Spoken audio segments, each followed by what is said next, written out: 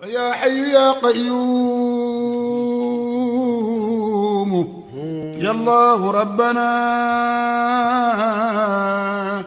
إليك توسلنا بخير البرية يا حي يا قيوم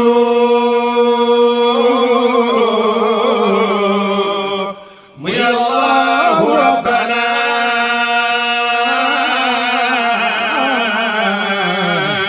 إليك توسلنا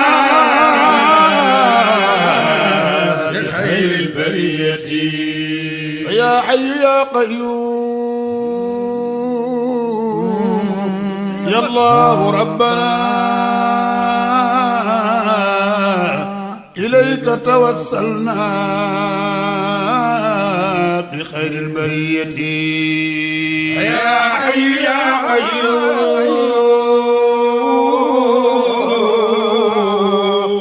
يا الله ربنا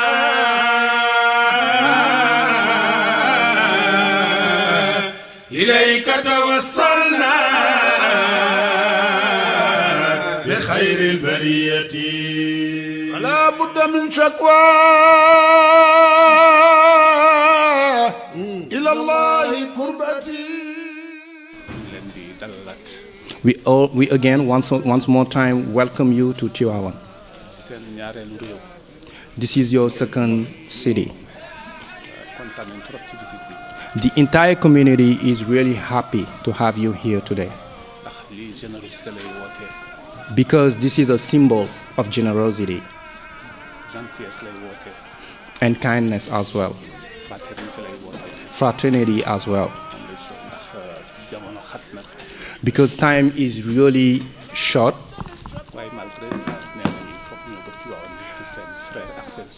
but you have enabled yourself to come here. Before you come here, the relationship already started. Each country that is present here has a close relationship with Senegal.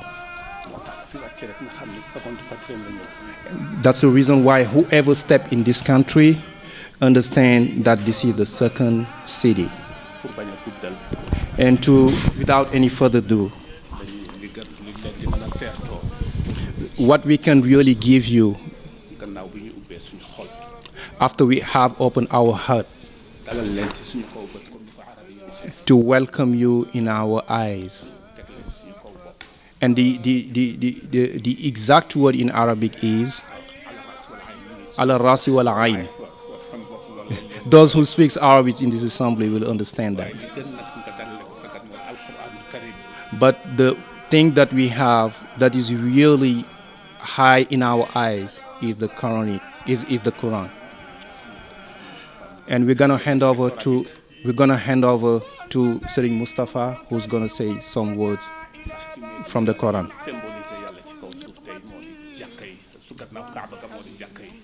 After the Kaaba, the home of Allah on earth are the mosque.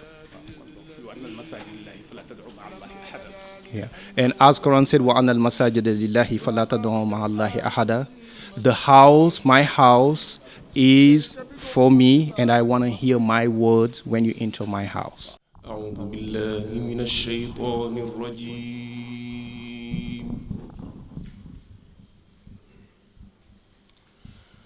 بسم الله الرحمن الرحيم. الحمد لله رب العالمين.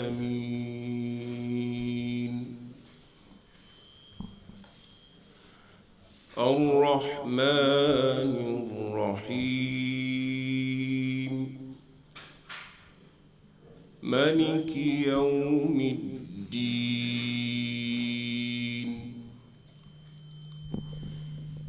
إياك نعبد وإياك نستعين. اهدنا الصراط المستقيم.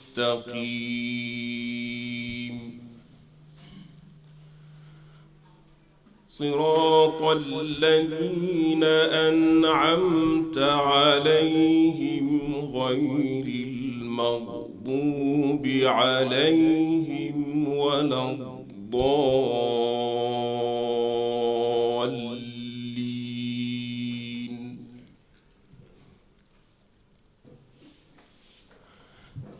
آمن الرسول بما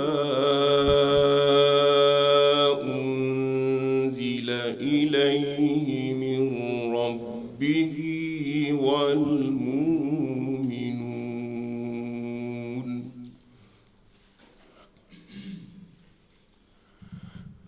كلنا آمن بالله وملائكته وكتبه ورسله لا نفرق بين أحد من رسله وقالوا سمعنا وأطعنا غفرانك ربنا وإليك المصير.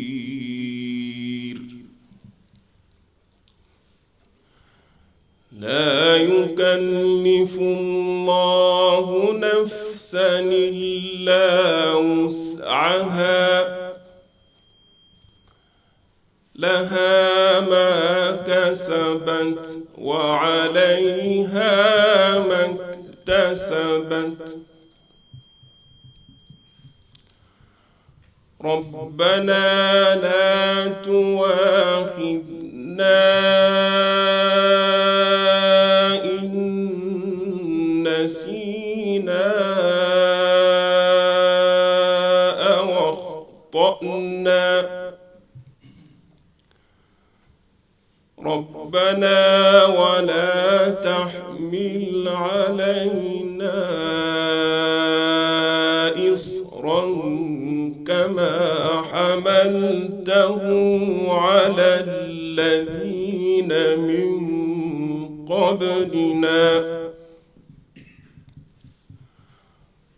ربنا ولا تحملنا ما لا طاقة لنا به. ربنا ولا تحملنا ما لا طاقة لنا به واعف عنا واغفر لنا وارحمنا. واعف عنا واغفر لنا وارحمنا أنت مولانا فانصرنا على القوم الكافرين. صدق الله العظيم.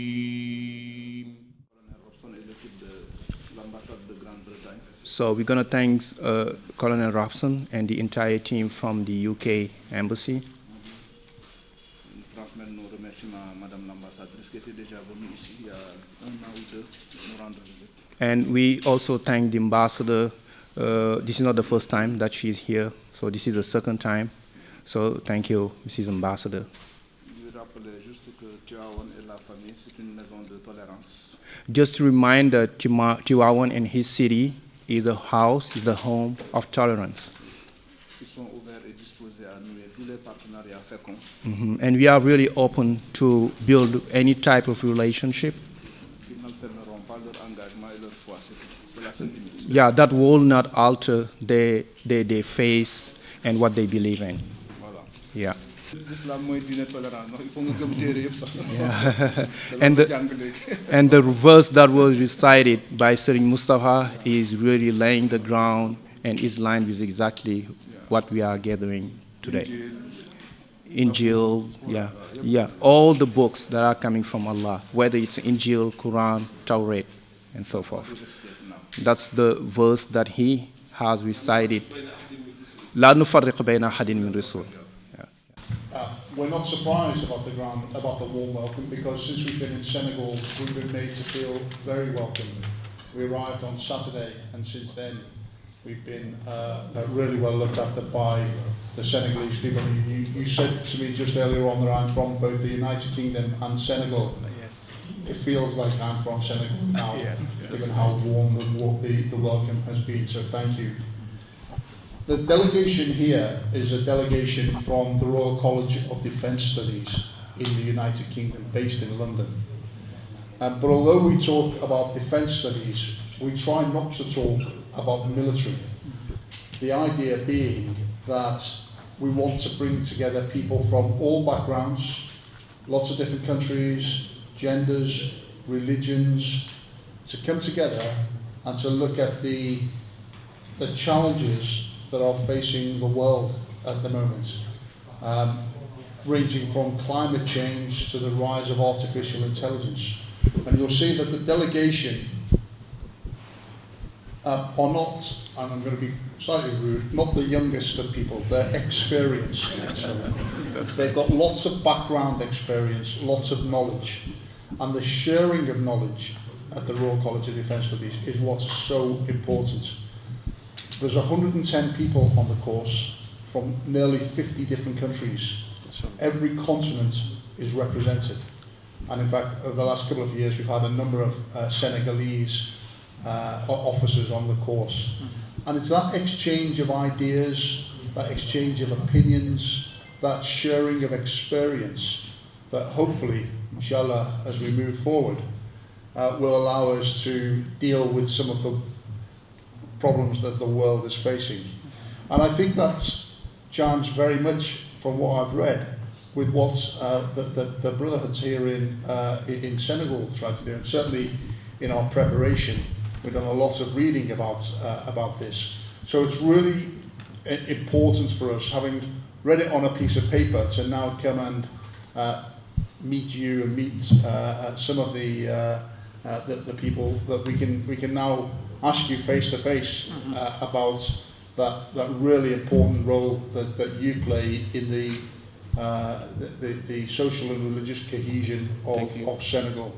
ci association bi ñu toll ci lu tolloo 50 pays ñooy ñi nga xamante ne ñoom ñoo bokk ci association bi li leen yitteel nag lenn rek la mooy xool défi yi nga xamante ne àdduna bi mi ngi koy jànkonteel moo xam ci wàllu changement climatique la moo xam ci wàllu ni nit ñi di jëflantee la nee na ci loolu ñoom la ñuy yëngatu ut ci ay solution nee na boo xoolee groupe bi nag da ngay naan ay xale ñoo ci nekk ak leneen mais moom du wax waxu xale li muy wax mooy waxu expérience nee na expérience bi nga xamante ne ñoom am nañ ko nee na nag li leen yitteel du génne ay idée kese waaye c'est changement d'opinion dañuy waxtaan ci opinion yi waxtaan ci lépp nee na loolu moo tax nag ñoom bi nga xamante ne ñu ngi ñëw Sénégal xam bëgg nañu intéressé wu xam ci ñun rôle bi nga xamante ne moom la ñuy jouer ci lu jëm ci wàllu cohésion sociale mooy nan lañ ban rôle la nga xamante ne moom la ci suñu communauté bi di jouer. Thank you very much for having us. And really impressive to see the building. And I was wondering how such a building is financed. Is it through private donations, or is it with state funding, or is it diaspora money? I would love to know how it was financed. So I was wondering if you could help me understand how the Brotherhood operates within wider Senegalese society in terms of perhaps charitable works or provision of social goods for society. Cheikh Sidi Hadji Malick radiyallahu ta'ala anhu nous enseigne que la Tidjaniya est une réponse aux problèmes et aux besoins de contextualisation de l'islam originel dans toutes les sociétés humaines et à toutes les époques.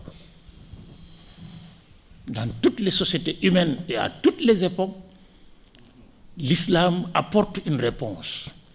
Il y a beaucoup de voies dans l'islam pour répondre. Mais la Tidjaniya, forgée par Cheikh Tidjani, consolidée en Afrique et dans toute l'Afrique par la Tijaniya omarienne, malikienne, c'est ça la réponse aux besoins de contextualisation et de réponse dans toutes les sociétés humaines. C'est ça qui nous permet de pouvoir assumer notre mission de Tidjane face à l'ensemble des interpellations, même si elles ne nous sont pas adressées directement.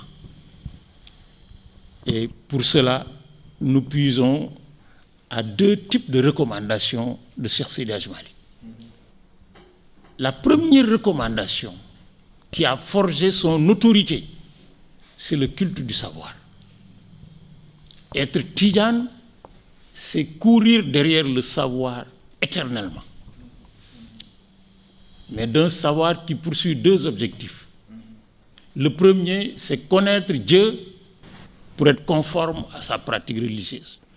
Et la deuxième, c'est être un citoyen modèle dans sa société. Pour cultiver la tolérance, la solidarité et la paix et la concorde. La deuxième recommandation, c'est le culte du travail. Être Tidjane, c'est compter sur soi pour prendre en charge sa famille et contribuer au développement de la société.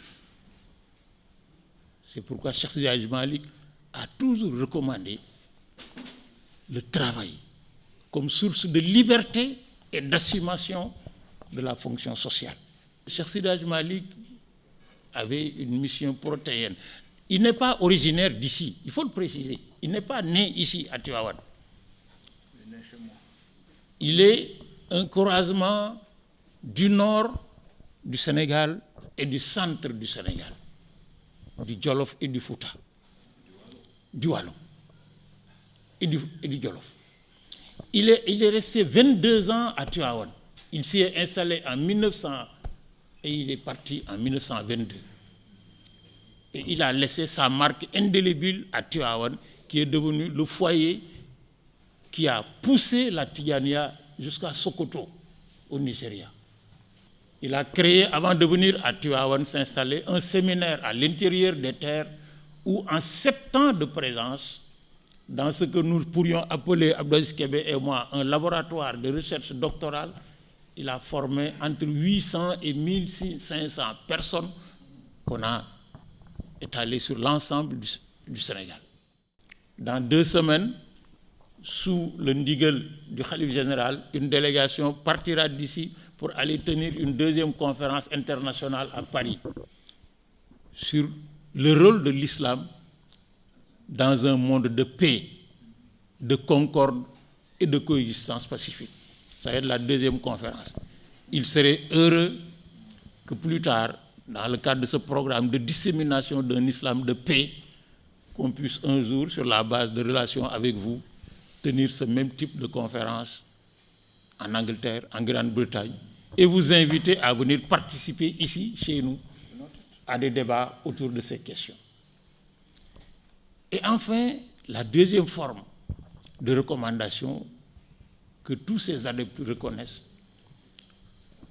c'est que quand la Tidjaniya se développe dans l'espace, toute autorité tidjane commence d'abord par construire une école de formation, un institut de formation, avant de construire une mosquée. La priorité, c'est de construire le savoir, la zawiya, la médersa, et enseigner. La deuxième, c'est se donner les moyens d'exploitation de son travail pour se développer et développer sa société, le travail. Et c'est seulement quand ces deux conditions sont réunies qu'on s'occupe de la mosquée. Parce que la mosquée n'est pas un lieu de regroupement d'ignorants. Quand on se retrouve dans une mosquée, c'est pour échanger du savoir. Le message de Dieu est un message de connaissance. Mais l'autre élément aussi, nous avons les cérémonies religieuses. Excellence, notre père guide, Cheikh Ahmed Tidjane, s'il l'a dit tantôt, nous avons 2 événements majeurs, la Ziyar et le Gamou annuel, où l'on commémore la naissance du prophète. Mais ces 2 événements sont des moments de communion entre toutes les forces vives de la nation, tous les partis politiques, toute obédience confondue, les syndicats, les partis, les confréries, mais aussi le corps diplomatique accrédité au Sénégal. Et c'est de forts moments de communion, de brassage. Les religieux, au-delà de cette fonction, ont un rôle de régulateur. Beaucoup de crises ont été résolues à Tivaouane par nos grands, je vous citer Mme Abdou Aziz Sy Dabakh, conflits multiformes dans le domaine éducatif, scolaire, énergétique, même des conflits entre deux pays, le conflit Sénégal-Mauritanie. Donc voilà un peu le rôle de ces régulateurs sociaux. Le rôle du Sénégal, surtout pour la stabilité, c'est les confréries qui ont joué une grande partie. Le deuxième point, quelqu'un l'a posé, sur le modèle de financement. Vous avez reçu un document. Et dans ce document, on va résumer. Ici, le modèle de gouvernance, c'est un modèle de gouvernance éthique sur les principes universels de bonne gouvernance. Moi, je suis membre du comité de pilotage, mais I was vice chairman of TI, Transparency International, the local branch in Sénégal et Forum Civil. Donc, la Transparency International travaille sur les questions de corruption et de bonne gouvernance. Mais ici, le modèle qui a été adopté pour les travaux, c'est les principes majeurs de bonne gouvernance. La participation d'abord. Sur un budget estimatif de 23 milliards, environ 40 millions de dollars, la mobilisation de la communauté a été la communauté a contribué en grande partie à la mobilisation des ressources endogènes. Aucun financement de l'État. L'autre aussi, c'est sous une forme d'ingénierie financière avec une banque islamique, selon les principes de la finance islamique, la banque islamique. Et c'est un compte unique. Les principes, c'est la participation de tous les fidèles, parce que c'est une maison de Dieu, c'est une maison de verre. L'autre élément, c'est les principes de transparence. Transparence sur toute la ligne, toute la chaîne de valeur du projet. Le troisième principe, c'est l'efficacité et l'efficience. Tout ce bijou a été réalisé en 3 ans, 4 mois. Dernier point, c'est la redevabilité. Et aussi élément aussi, c'est l'engagement bénévole. Le président du comité de pilotage, qui fut ancien ministre, s'engage bénévolement avec tous les membres au service de la Hadra. Donc voilà un peu quelques éléments de contexte par rapport au financement de cette grande mosquée. alal ji ñu am pour tabax ci école yi ak tabax ci daara yi tabax ci hôpitaux yi dafa gën a yées li nga xam ne moom mooy soxla yi loolu dafa ak dëkkuwaay yi ak li muy laaj yépp ci infrastructure dafay loolu bu fekkee koppar yi moo gën a tuuti li nga xam ne moom mooy bëgg-bëgg yi dafay indi jafe-jafe pour état bi mais dafay indi aussi ñàkk sécurité ci population yi parce que population yi bu ñu amul li ñu soxla rek dañuy daal di tàmbalee ñaxtu bu ñu tàmbalee ñaxtu yi tamit bu ñu demee ba ci kanam dañuy loolu ci àdduna bi yëpp la dañuy defe ne seeni jafe-jafe li ko indi bokk na ci ay yeneeni doom yi maanaam li ñu tuddee doxandéem yoo xam du ñëw dëkk ci dëkk bi di jëfandikoo li nga xam ne moom la dëkk bi tabax pour ay doomam loolu mën na indi genre boddi ñi nga xamante ni ñoom ñooy dëkkandoo yi te loolu dañ koy faral di gis ñu daal di commencé joxoñ ni ethnie sàngam ñoo fi bari wala population sàngam ñoo fi bari loolu moom moo taxoon que état wu Sénégal defoon benn politique bu mu benn kayit bu mu bindoon muy la déclaration de politique de population boobu nag bi mu ko defee dafa jël bëgg-bëggu askan wi yépp mu méngale ko ak ni askan wi di yokkoo mu laaj kilifa diine yi li nga xamante ni moom mooy pexe yi nga xam ne moom la gouvernement bi amoon moom moo doon ñu def li ñuy tuddee organisation de la famille organisation des naissances muy planning familial loolu nag dugg nañ ci këru diine yëpp wax nañ ci këru diine yëpp këru diine yi aussi joxe nañ ci seen xalaat amoon na benn réseau bu tuddoon réseau islam et population ki ko jiite woon moo doon oustaz Barham Diop man boobu temps ma nekkoon secrétaire général bi ñu doon dox ak di wax ci loolu. donc gouvernement bi état du Sénégal gis na ni loolu problème la jéem na ci solution mais est-ce que am na ci solution loolu leneen la mais dans tous les cas li nga xamante ni moom mooy inquiétude yi question bi génne inquiétude la yu ñu war a duut baaraam parce que réew ak kër ñoo yem rek kër gi bu fekkee ñi dëkk ci kër gi ñoom ñoo ëpp poosu boroom kër gi dafay daal di nekk problème. And I will insist on the second one, the Eid al-Adha. And as a Muslim, you are required by Islam to really have your sheep, okay, on that day, as a sacrifice, as a way to really express your belief to Allah subhanahu wa ta'ala. Okay? And what Sayyid Hajj Malik was doing, he was having 2 sheep. First is to be in line with what Allah has recommended on him. But the other thing is that ship is for non-Muslims, maybe his friends, but also the government who is being represented here by his representative. So, and that ship on that day, he was really having meal on that day, give it to people, just to show how generous he was and in line with, how we can interact with other people that are not in the same. I am Rear Admiral Dainton. I'm leading a delegation from the Royal College of Defence Studies based in London. And this week we've come to visit Senegal in order to find out a little bit more about the wonderful, colourful history of this wonderful country. Today we've visited the Brotherhood here at the Grand Mosque in order to find out a little more around the importance of the Brotherhood in the social cohesion of Senegal. So far we've had a wonderful 2 days, another few days to come, and we're very much looking forward to continuing to explore this wonderful, exciting country. Thank you.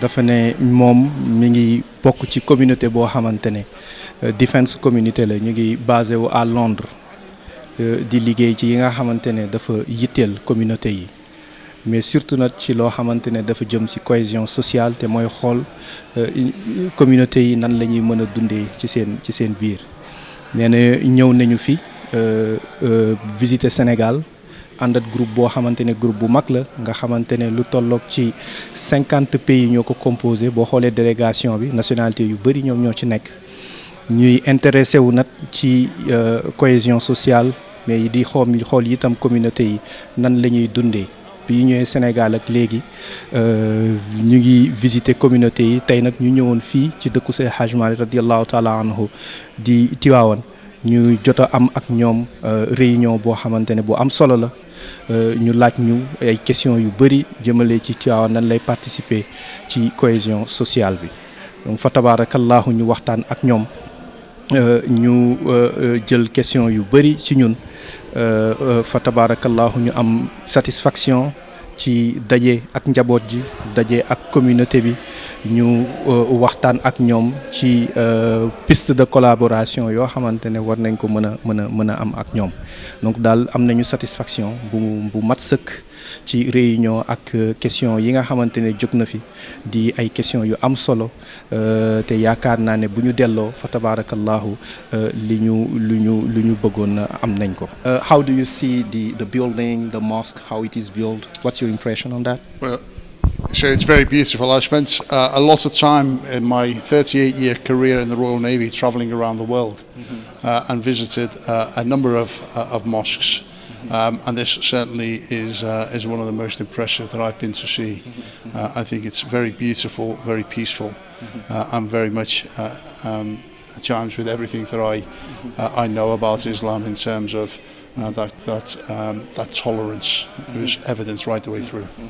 nee na lu tolloog 33 ans mi ngi explorer àdduna bi di dem fu ne nee na façon mosquée bu nekk visité na ko waaye bii bokk na ci yi nga xamante ne ñoo gën a taaru ñoo ko gën a marqué ci mosquée yi nga xamante ne visité na ko fa tabarakallahu ci àdduna bi waaye nee na li ko gën a marqué itam mooy contribution bi nga xamante ne communauté bi mi ngi koy def lu jëm ci wàllu jàmmoo ci diggante ay jullit waaye jàmmoo itam ci diggante ñoo xamante ne nekk ñu jullit te bi mu ñëwee fii itam defal nañ ko exposé bu mel noonu ànd ko borom xam-xam yi nga xamante ne moom la xadara bi am ñu won ko Tivaouane rôle bi nga xamante ne moom lay jouer non seulement ci Sénégal mais au-delà de nos frontières jëm ci àdduna bi. la rabbun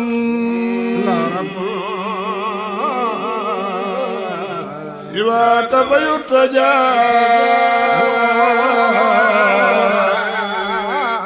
innaka fasil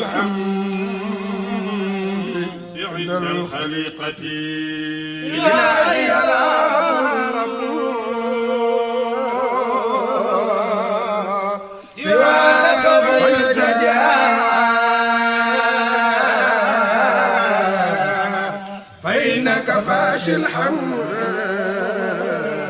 عند الخليقة وأنت إلهي باسط يدي في الندى وغير مضاد إلهي بحكمتي وأنت إلهي باسط اليد في الندى وغير مضاد